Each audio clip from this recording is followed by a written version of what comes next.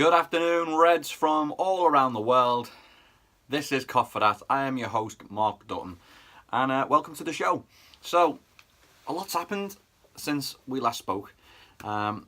Liverpool play Huddersfield today, away, and we had a small matter of an FA Cup round, fourth round tie with West Bromwich Albion at Anfield. Now, if you think back to Christmas, when we played West Bromwich Albion, we struggled to get a result out of the game and came away with a draw.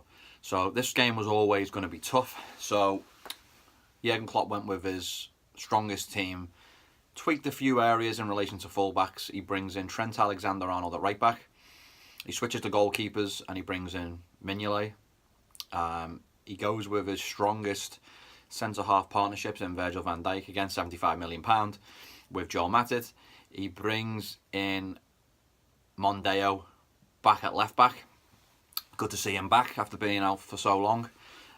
His midfield three of Audible Emre Can, and again captain for the second game in a row, playing as a defensive centre mid. Georgie Wijnaldum on the left, Oxlade-Chamberlain on the right, and then the Fab Three up front of Bobby Firmino, Mo Salah, and Sadio Mane.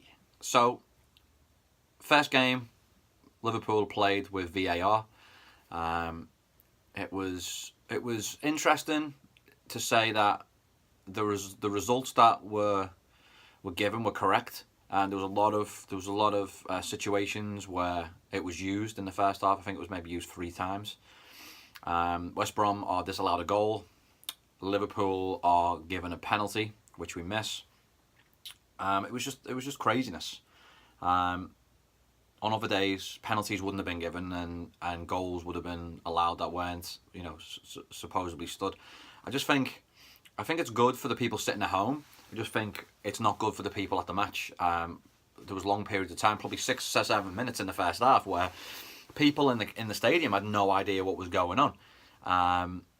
And basically, they're the people that are paying for the spectacle that is Anfield. And that is the experience of actually going to the match. And I just feel like they were ripped off in respect to they just didn't know what they were. There was people running around doing, television, look at the VAR for any type of situation. They were doing it in goal celebrations. The West Brom fans had a good time with it. So basically, we take the lead in the first 5 minutes. We scored a wonderful goal from Bobby Firmino. Basically, Johnny Evans makes a mistake, thinking the ball's going to go back to the goalkeeper. Salah runs onto it. Tries a first-time shot with his left foot, which is blocked by the goalkeeper diving to his right, Foster. It falls to Bobby, and Bobby chips the ball from 30 yards in off the post. Anfield Road end, 1-0 Liverpool. And then you're thinking it's going to go, on to be a fantastic experience, bouncing back from the Swansea City defeat in the league. But it all turns horribly wrong. Liverpool basically celebrate, and then Jay Rodriguez basically just walks right through the Liverpool defence and scores a fantastic goal, puts it up a 90, Kop end, and it's 1-1. And then Liverpool are kind of on the back foot there. Again, VAR comes in. Salah gets pulled down in the box. We get a penalty after like 6 minutes of discussion. The referee looks at it. He's talking on his little earpiece, and we get given a penalty, which on another day it wasn't a penalty. Again, it's let the referee do the job, but I don't know. It's gonna come in. It's gonna change the game. Hopefully, it makes it better. But they've got to work out a way it makes it better for the people actually in the stadium. So we missed the penalty, and then obviously West Brom take the lead. We had a chance to make it 2-2 with that penalty. We didn't make it. Bobby Firmino hits the underside of the crossbar. I don't know why Liverpool can't take a penalty. I don't know why Liverpool don't have a captain right now. Second half, basically, it's pretty much the same. Liverpool controlled the game, try. West Brom score a third goal in the first half, so we're basically 3-1 down. Missing a penalty to make it 3-2. They get a goal disallowed. There's just loads of craziness going on in the first half. So he makes a couple of changes, takes Emre Can off, which was fantastic. For me, I don't want to see Emre Can play for Liverpool again. I didn't like him. He's just one of them players. He's awesome for big games, but then in other games he goes missing. Like this game was was a game where it was crying out for some creativity in midfield, for a midfield player to be actually put his foot on the ball and play a pass, and we just didn't have it. We didn't have it with any of the three midfielders. Ronaldo looks exhausted. Chan has basically played every minute since he came out and said he wasn't going to play for Liverpool anymore, re-sign a contract, or whatever's going on with Emre Chan, we don't even know. But I'll be happy if I never see him again. So, bon voyage, Emre Chan, Auf Wiedersehen, ta-da, get lost, do one.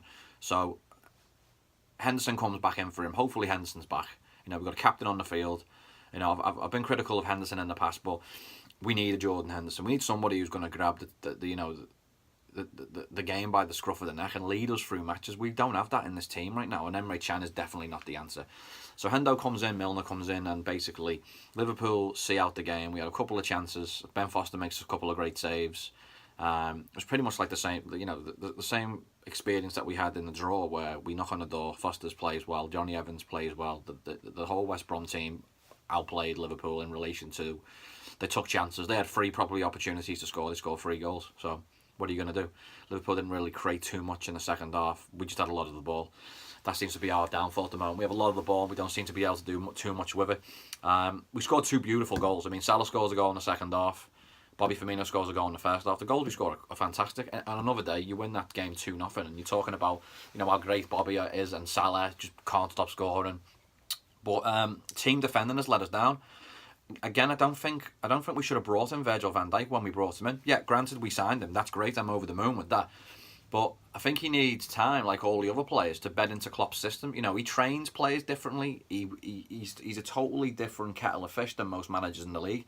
And I just think, a lot of players can't adapt to that. And I think Virgil needs time. Added, again, left Lovren in at the back and left Lovren in with Matip.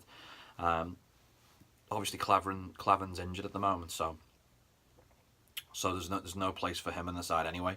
So that's what we've got. Yeah, what a shame. A chance for silverware.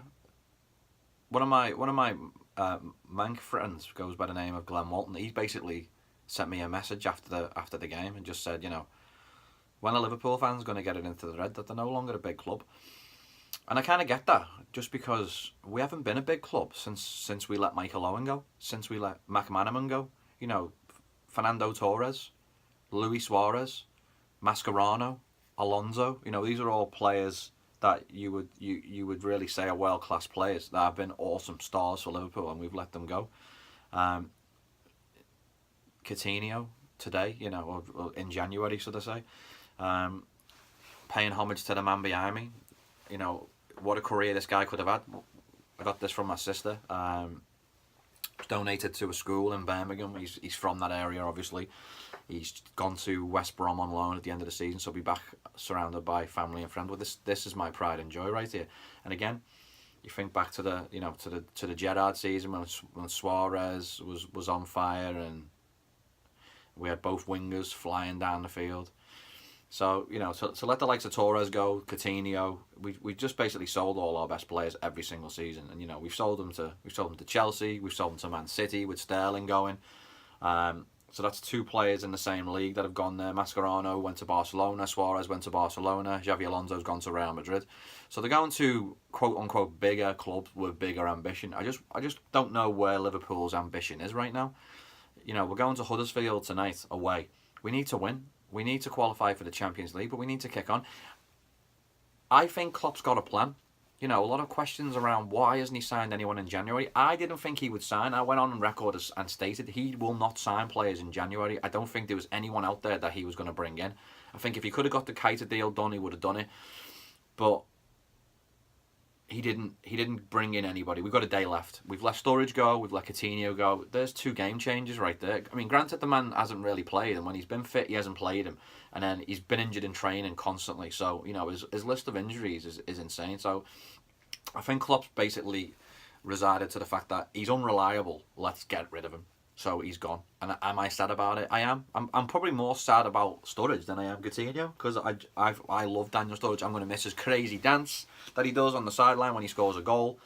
The question now is there a game changer in this team? Is there anybody that can come off the bench to change the squad? Like I said a few weeks ago, everyone was over the moon. Every Liverpool fan was over the moon. We beat City. We go on an unbelievable unbeaten run. We're unbeaten at Anfield since April. And then they're all come crashing down. People are talking about us possibly, challenging for the Champions League. And then it turns, and there's so much hatred around Liverpool off the back of just 2 defeats.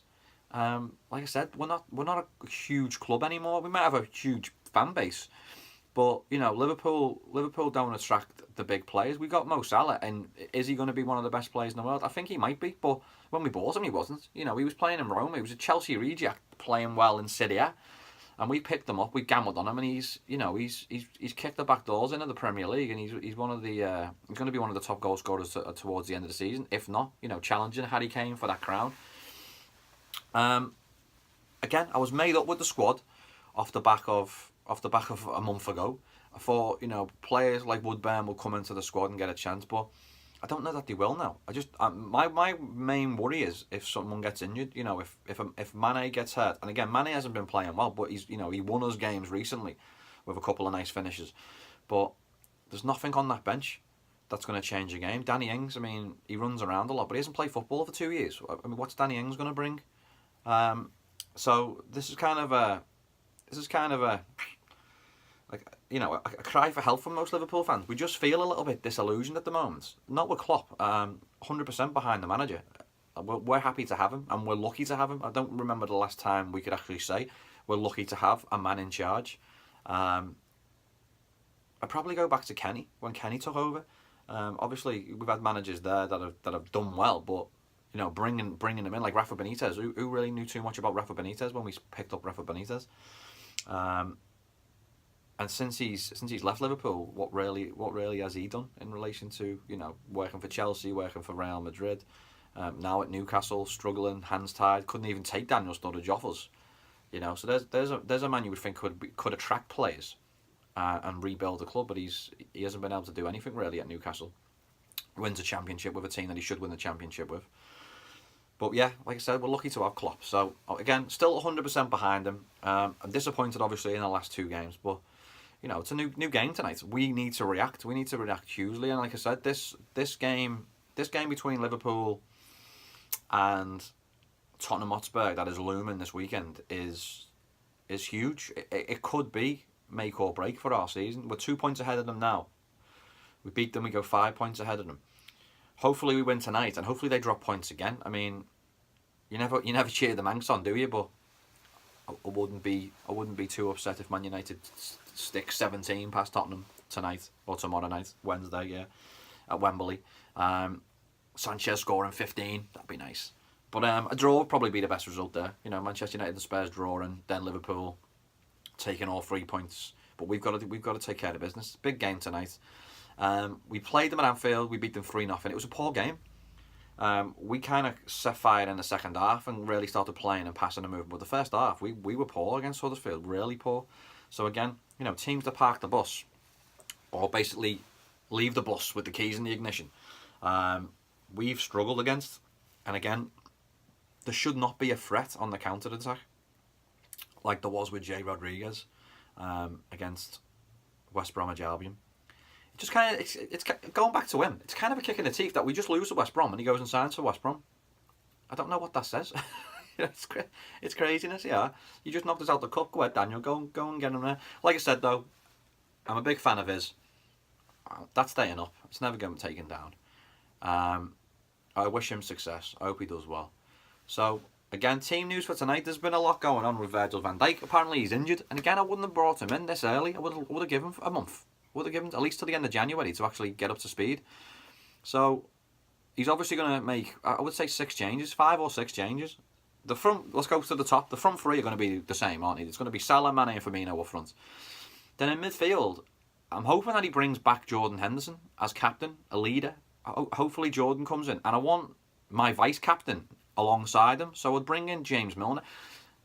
James Milner gives us a little bit of creativity. James Milner has got a wonderful final ball. And you know what? Guess what else James Milner can score? Friggin' penalties. Yeah, he can. So let's get Milner in the team. And the rest of you learn how to take a penalty, for God's sake.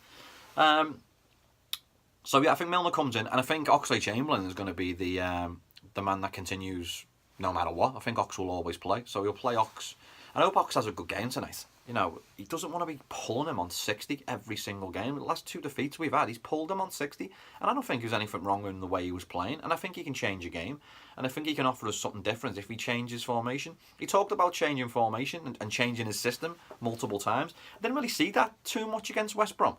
And again, if I'm going to change system, why wouldn't you keep a player on the field that can play multiple positions? You know, Ox can play as a forward in a free. He can play as a centre mid in a free, and he can play wing back or full back. So he's a massive player for us just because of his diversity in multiple positions.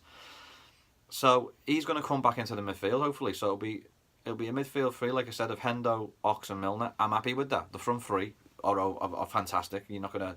Again, we need Mane to have a big game. Mane needs a little bit of. Someone needs to put his arm around Mane and say, "Listen, Mane, you're boss." And then the back four, what's he going to do with the back four? I'm going to say Gomez is going to come back in at right back. That'll be a change. Lovren's going to come in for Van Dijk, who's apparently injured. Matip will stay in his position. I just don't want to see Matip dribble on the ball, ever. Please, pass the ball when you have it. Give it to a midfielder. Give it to Hendo.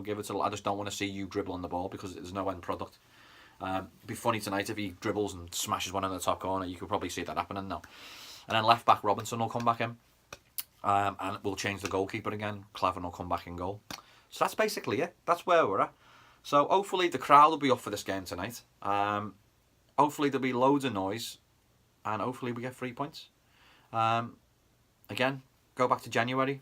Didn't see anyone coming in. I'm not disappointed that we haven't signed. I'm just a little upset that we've weakened our team by a Daniel Sturridge and a Phil Coutinho and not replaced them. So hopefully we've got some sort of agreement. We've obviously bringing in Keita in the summer. Hopefully, again, we need... I mean, how many players do we need now? I would like another centre-half. I think we're okay in the full-back position. We need a creative centre midfielder. I would say we need another wide midfielder and a striker. I'd like to see Woodburn get a run of games. Hopefully he can get into this team. But again, when I've seen him, he's more of an attacking striker or a forward, and he's played him centre mid while Klopp's been in charge of Liverpool. So I don't really know what that says. Anyway, let's try and get upbeat. It's 2 losses back to back. Let's try and change that tonight. You'll never walk alone, Liverpool fans. You'll never walk alone. Again, my name is Mark Dutton. This has been Cop for That strange show, a review show of West Brom in the FA Cup, and a preview show of Huddersfield tonight in the English Premier League. If you like and interested in the comments, please show us a little like, throw a subscription on the page, and I will see you for Cop for That, a review show after we smash Huddersfield tonight. Alright, you'll never walk alone. Daniel, thanks for the memory, brother. I'll whack it in just for old time's sake. Whacking it in. Daniel Sturridge, good luck at West Brom. You'll never walk alone.